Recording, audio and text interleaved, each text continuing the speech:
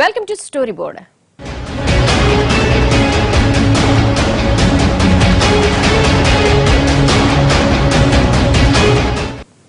సూది కోసం సోదడిగితే పాత గుట్టంతా బయటపడినట్లు ప్రత్యర్థి కంపెనీని ముంచడానికి మరో కార్పొరేట్ కంపెనీ చేసిన ప్రయత్నం దేశంలో తెర వెనుక ఎవరికీ తెలియని మరో ప్రపంచానికి వెలుగులోకి తెచ్చింది.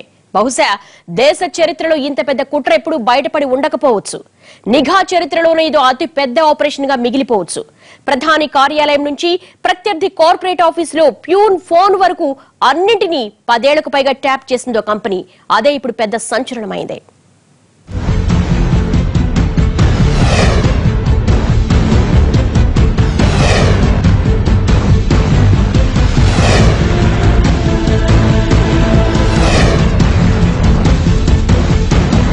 దేశంలో అంతా చట్టబద్ధంగానే జరిగిపోతుందనుకుంటాం. కేంద్ర స్థాయిలో నిర్ణయాలన్నీ ప్రజా ప్రయోజనాలకు అనుగుణంగా తీసుకుంటుంటారని భావిస్తాం. కానీ మనకు తెలియని ప్రపంచం మరొకటి ఉందని ఎంతమందికి తెలుసు? దేశంలో పై స్థాయిలో ప్రభుత్వాలు తీసుకునే ప్రతి నిర్ణయం వెనుక కార్పొరేట్ల లాబియింగులు ఉంటాయని ఎంతమందికి తెలుసు?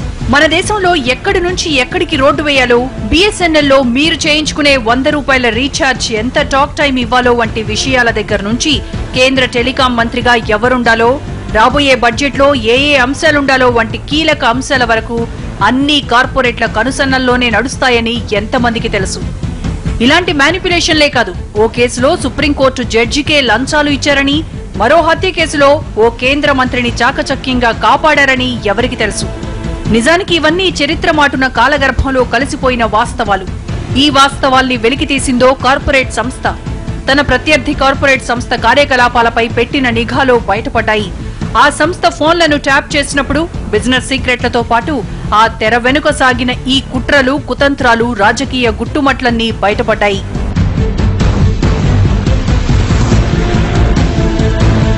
ఇలా ట్యాప్ చేసింది ఏదో ఆషామాషీ సంస్థ కాదు. దేశంలోనే అతి పెద్ద టెలికాం సంస్థల్లో ఒకటైన SR గ్రూప్. ఇక నిఘా పెట్టింది కూడా దేశాన్నే తన గుప్పిట పెట్టుకున్న రిలయన్స్ సంస్థపై. అప్పుడెప్పుడో 6 ఏళ్ల కిందట నీరరాడియా టేపులు విని నివ్వెరపోయిన ప్రజలకు ఇప్పుడు అంతకు మించిన ఆశ్చర్యాన్ని కలిగించేలా, అవాక్కయ్యేలా చేసే కీలకమైన సంభాషణలన్నీ ఇప్పుడు SR టేపుల్లో బయటపడ్డాయి. ఇదేదో నిన్న మొన్నటి మోడీ సర్కారునో కాదు, అంతకు ముందు ఏలిన UPA సర్కారు బాగోతాలు, అంతకన్నా ముందు పాలించిన NDA సర్కారు వ్యవహారాలన్నీ బయటపడ్డాయి. నాటి ప్రధాని వాజ్పేయి ఆఫీస్ ఫోన్ సహా అన్ని ట్యాప్ అయిపోయాయి.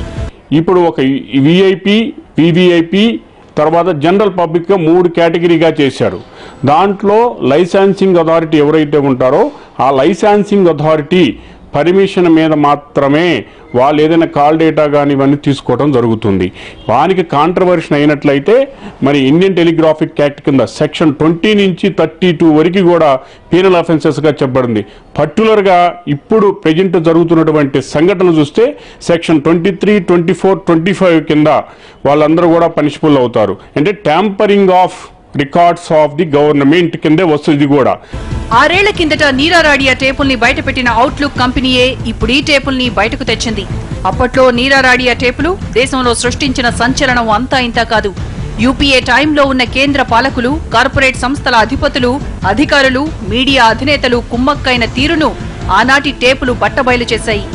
2010లో నీరారాడియా టేపుల పేరుతో 140 ఆడియో టేపుల్ని అవుట్లుక్ బయటపెట్టినప్పుడు దేశం నివ్వెరపోయింది. వ్యాపార అవసరాల కోసం కార్పొరేట్లు రాజకీయ నేతల్ని ఎలా వాడుకుంటారో, ఎలా మభ్యపెడతారో ఆ టేపులు ప్రపంచానికి వినిపించాయి. ఇక డబ్బు కోసం రాజకీయ నాయకులు ఎలా గడ్డి కరుస్తారో కూడా చెప్పుకొచ్చాయి. ఆ టేపులు UPA సర్కారును కుదిపేశాయి. కాలక్రమంలో అంతా వాటి గురించి మర్చిపోయారు. కానీ ఇప్పుడు బయటపడ్డ SR టేపులు అంతకన్నా మించిన స్కాముల్ని తెరపైకి తీసుకురానున్నాయి.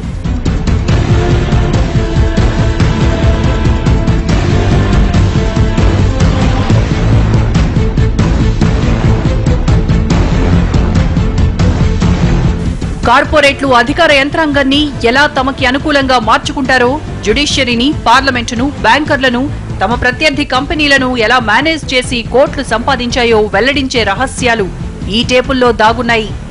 కార్పొరేట్లకు కేంద్ర పాలకులు దాసోహం అనడం UPA హయాంలోనే కాదు, అంతకు ముందున్న NDA ప్రభుత్వ టైంలోనూ ఇది కామన్ గానే జరిగిన వ్యవహారమని అవుట్లుక్ బయటపెట్టిన టేపులు కుండబద్దలు కొట్టాయి. నిజానికి ఇది ఫోన్ ట్యాపింగ్ వ్యవహారంలోనే అతి పెద్దది.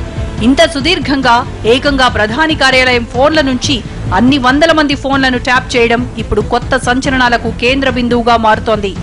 ఒక ఫోన్ నుంచి ఇంకో ఫోన్కి కన్వర్జేషన్ జరిగేటప్పుడు అది మిడిల్గా ఏదైతే కనుక టెలికాం ఆపరేటర్ ఉన్నారో వాళ్ళ దగ్గరికి ఎన్క్రిప్ట్ అయ్యేసి వెళ్తుంది. అలాగే రెండో పార్టీకి వెళ్ళినప్పుడు డీక్రిప్ట్ అవుతుంది. సో ఇలాగ ఎన్క్రిప్షన్ ఆల్గరిథం వాడబడి ఉన్నప్పుడు కూడా ఈరోజు కొన్ని ఎక్విప్మెంట్స్ అంటే దాదాపు ఒక 4 lakhs నుంచి 10 lakhs మధ్య ఉండే ఎక్విప్మెంట్ని మనం నియరెస్ట్ ఎక్కడైనా పెట్టగలిగి ఉన్నామంటే కనుక దానికి దాదాపు 2 kilometers వరకు అది ప్రొవైడ్ చేస్తుంది. సో 2 kilometers పరిధిలో ఒక పర్టికులర్ నెంబర్ నుంచి ఇంకో పర్టికులర్ నెంబర్కి జరిగే ప్రతి కన్వర్జేషన్ని ఇది క్యాప్చర్ చేసేసి ఆటోమేటిక్గా వాయిస్ డేటాని ఎవరైతే కనుక ట్యాప్ చేస్తున్నారో వాళ్ళకి ఇవ్వగలుగుతూ ఉంటుంది. సో ఇలాంటి ఎక్విప్మెంట్ని వాడటం ద్వారా చాలామంది అంటే ఇవి పర్టికులర్ చెప్పాలంటే కనుక యూరోపియన్ కంట్రీస్లో ఎక్విప్మెంట్ అనేది చాలా ఈజీగా అవైలబుల్ అవుతుంది. దీనికి కొనుగోలు చేయడానికి కూడా ఎలాంటి పర్టికులర్ రూల్స్ లేవు. ఎస్ఆర్ కంపెనీ తన ప్రత్యర్థి అయిన రిలయన్స్ మీద నిఘా పెట్టాలని భావించింది. ఇందుకోసం తన సంస్థలో ఉన్న ఒక మాజీ ఉద్యోగి సాయంతో వాళ్ళందరి ఫోన్లు 11 ఏళ్ల పాటు ట్యాప్ చేయించింది. 2000లో మొదలైన ఈ ట్యాపింగ్ వ్యవహారం 11 ఏళ్లకు పైగా సాగింది. ఈ క్రమంలో ఈ ఫోన్ ట్యాపింగ్ రిలయన్స్ అధినేతల దగ్గర నుంచి మొదలై ఎంపీలు, రాజకీయ నేతలు, న్యాయమూర్తులు, కేంద్ర మంత్రులు ఇలా ఆఖరికి నాటి ప్రధాని వాజ్పేయి కార్యాలయం ఫోన్ల వరకు విస్తరించింది. అయితే ఈ టేపుల్లో ఉన్న వాయిస్లను ఇంకా పూర్తి స్థాయిలో నిర్ధారించలేదు. కానీ ఇప్పటి వరకు బయటపడ్డ టేపుల్లో ఉన్న 20 సంభాషణలు మాత్రం ప్రకంపనలు సృష్టించే స్థాయిలోనే ఉన్నాయి. ఈ మేరకు ఈ వివరాలన్నీ అవుట్లుక్ మ్యాగజైన్ బయటపెట్టింది. అంతేకాదు ఈ నెల మొదట్లోనే ఎస్ఆర్ కంపెనీ ఈ టేపుల్ని విజిల్ బ్లోయర్ అల్బసిద్ ఖాన్ దృష్టికి, ప్రధాని నరేంద్ర మోడీ దృష్టికి కూడా తీసుకెళ్లారు. ప్రస్తుతానికి మోడీ నుంచి దీనిపై ఎలాంటి స్పందన రాకపోయినా ఈ టేపులు మాత్రం కార్పొరేట్ వార్లో కొత్త కోణాల్ని, కార్పొరేట్ల వ్యాపార లావాదేవీల మాటున దాగిన కుట్ర కోణాల్ని బయటపెట్టాయి.